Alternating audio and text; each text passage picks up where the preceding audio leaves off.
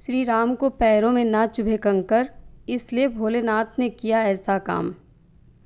श्री राम जी 14 वर्ष के वनवास काल के दौरान जब जाबाली ऋषि से मिलने गुप्त रूप से नर्मदा के तट पर आए, उस समय वह स्थान पर्वतों से घिरा था। रास्ते में भगवान शंकर भी उनसे मिलने को आतुर थे, लेकिन भगवान और भक्त के बीच वे नहीं आ रहे थे। भगवान राम के पैरों को कंकर ना चुभे, इसके लिए शंकर जी ने छोटे छोटे कंकरों को गोलाकार कर दिया। इसीलिए कंकर कंकर में शंकर बोला जाता है।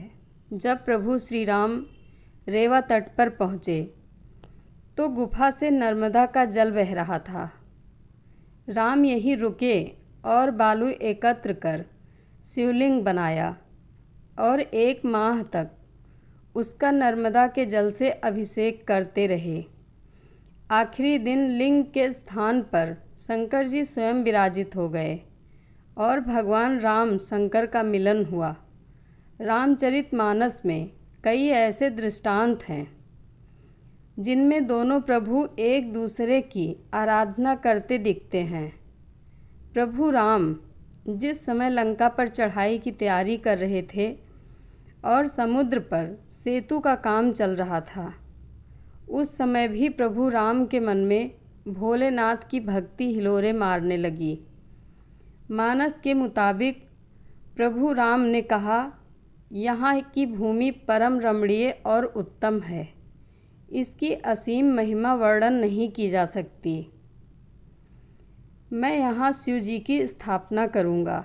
मेरे हृदय में यह महान संकल्प है। परम रम्य उत्तम यह धरणी, महिमा अमित जाय नहीं बरनी। करिहो यहाँ शंभु स्थापना, मोरे हृदय परम कल्पना। इसके बाद ही राम ने यहाँ शिवलिंग की स्थापना की, जिसका नाम रामेश्वरम हुआ। श्री राम ने रामेश्वरम नाम की व्याख्या करते हुए कहा कि जो राम के ईश्वर हैं वही रामेश्वर यानी शिव हैं। वहीं दूसरी ओर शिव जी ने रामेश्वरम नाम की व्याख्या करते हुए कहा कि राम जिनके ईश्वर वह रामेश्वर। जब दोनों ही भगवान एक दूसरे को अपना स्वामी मानते हैं तो फिर एक की पूजा से दूसरे का प्रसन्न होना स्वाभाविक है। भगवान शिव केवल अपने आराध्य राम की सेवा की खातिर ही हनुमान जी के रूप में अवतरित हुए और साबित कर दिया कि तीनों लोक में उनसे बड़ा राम भक्त दूसरा नहीं है।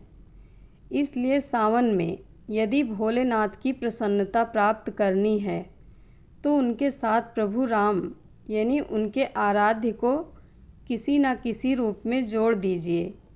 भगवान महेश्वर अवश्य प्रसन्न होंगे।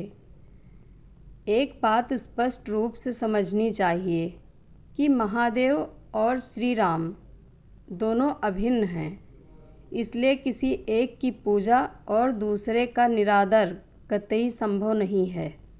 यदि कोई श्री राम का द्रोही है लेकिन शिव उपासक है, या फिर राम उपासक है किंतु शिव द्रोही है, ऐसे व्यक्ति को उपासना का फल तो दूर नरक में जाने की बात कही गई है।